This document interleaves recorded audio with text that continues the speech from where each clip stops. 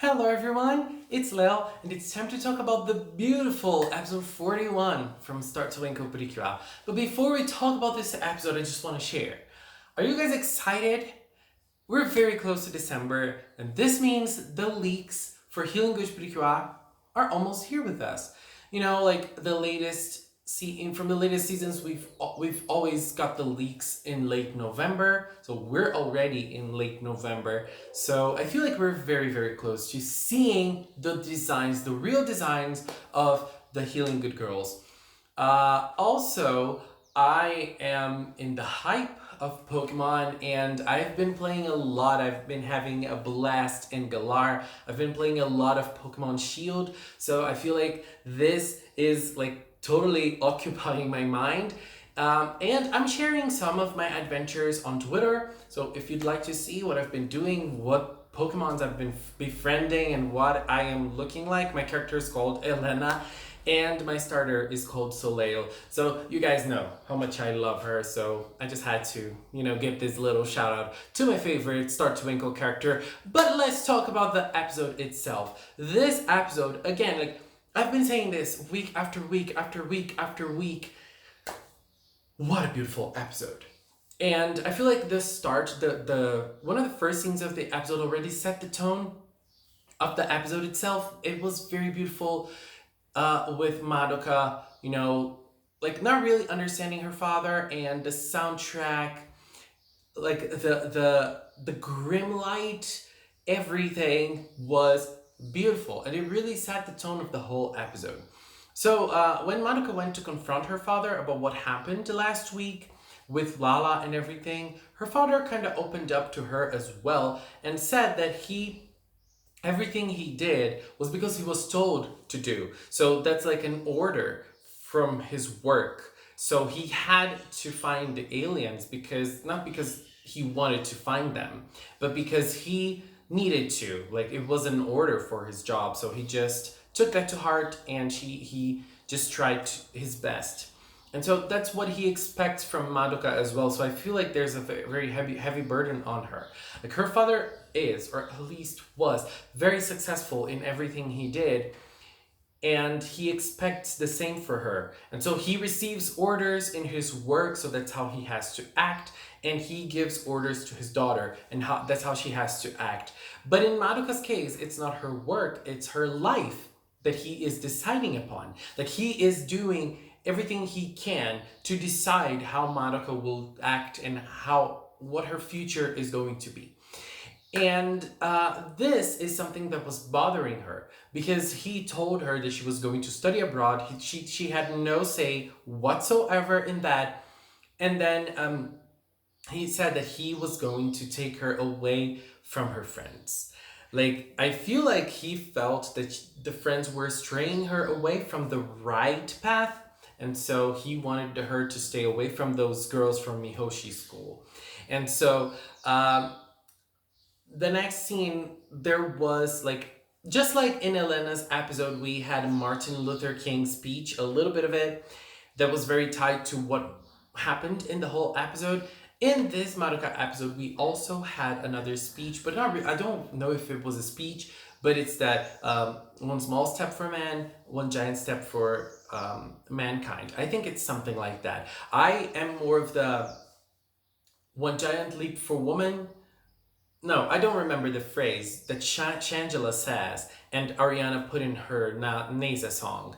So I'm not sure. But anyways, that phrase really set the tone of the episode as well. And I feel like in that scene, we had a beautiful moment of realization, because in that scene, Elena noticed that something was wrong with Madoka.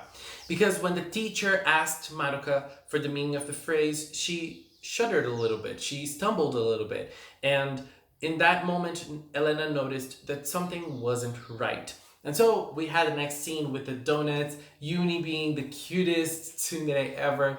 And at that scene, we had a very heartfelt moment with Elena and Madoka. And Elena, giving a callback to one of the things she said in past episodes, like, you can open up to us if something's happening. And that meant that Elena knew what was going on with Madoka because of that moment in the classroom, And so Madoka started opening up to her and saying that she's the moon because she doesn't have the light of her own, and Elena's the sun because Elena has her own light and she brightens everyone around her. She brightens everyone around her. And so like there was this big confrontation of ideas because Madoka wasn't really I think that everything that happened between her and her dad choosing everything for her, and she coming to the realization that everything he's choosing is not her own, really took a toll on her self-esteem. And I think that she started to think that she is just a canvas with nothing, and she has no ideas of her own, and she's no one, and so I feel like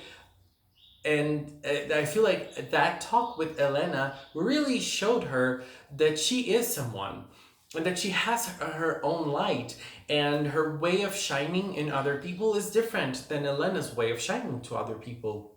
That's why they're the sun and the moon, and not like a literal thing that's saying the moon has no light of her own while the sun shines on her own. Like, it's just a different way of shining. It's just a different way of illuminating people around her.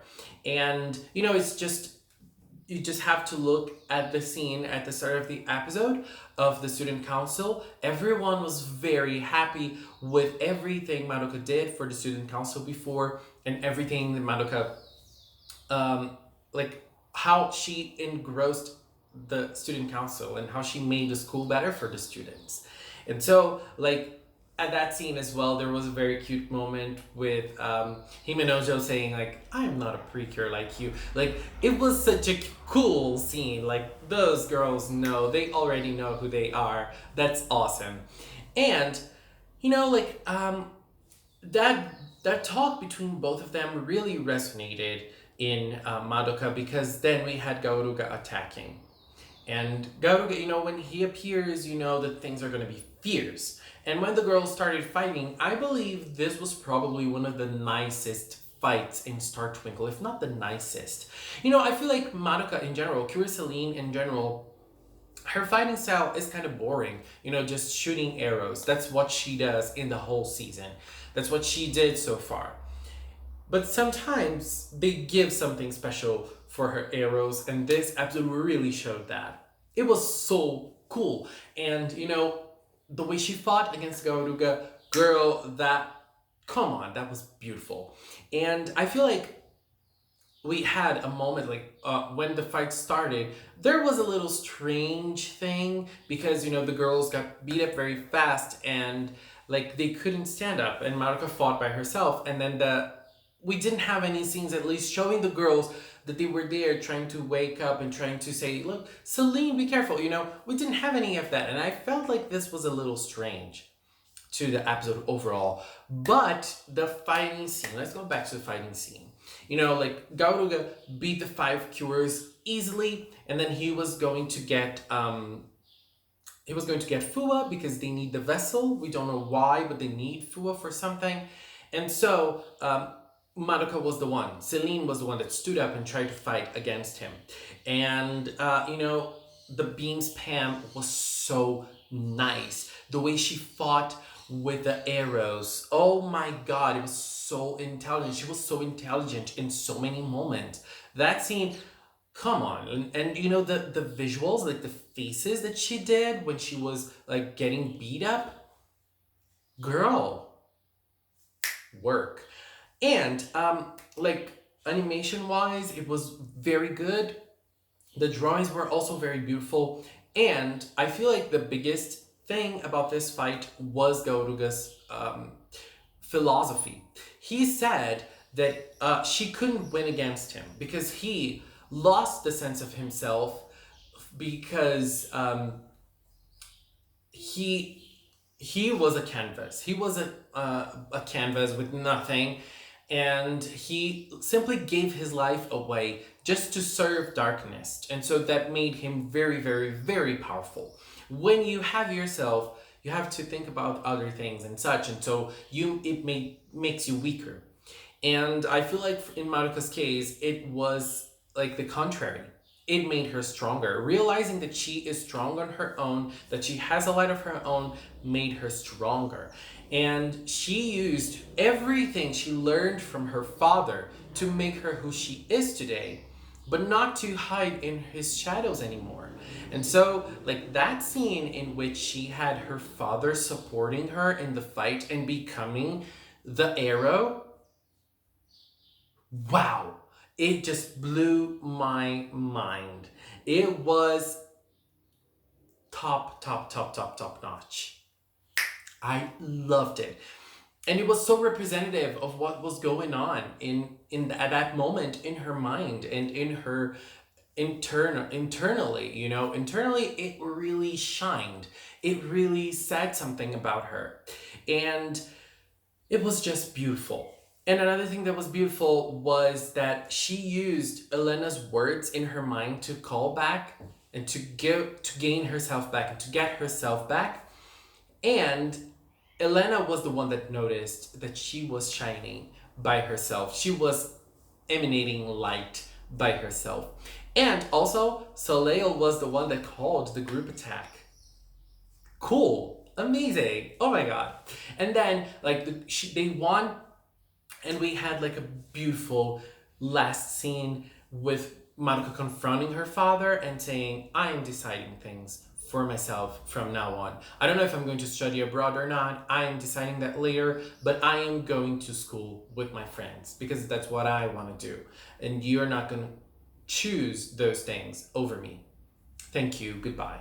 And you know, she just left him.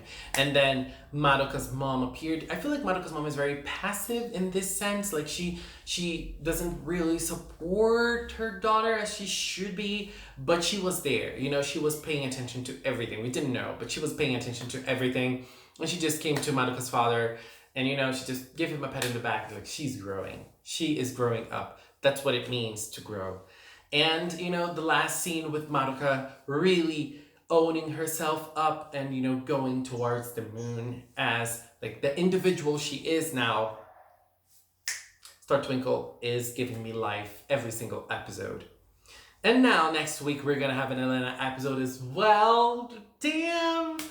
We just had one and we're gonna have another. And then the other week, it's another episode in which Elena is going to be, like, a centerpiece, center focus. I am so excited. You guys have no idea. Anyways, guys, that was my view on episode 41. Please leave a comment with yours. Let's keep talking in the comment box below. Thank you so much for watching, and until next time. Bye-bye.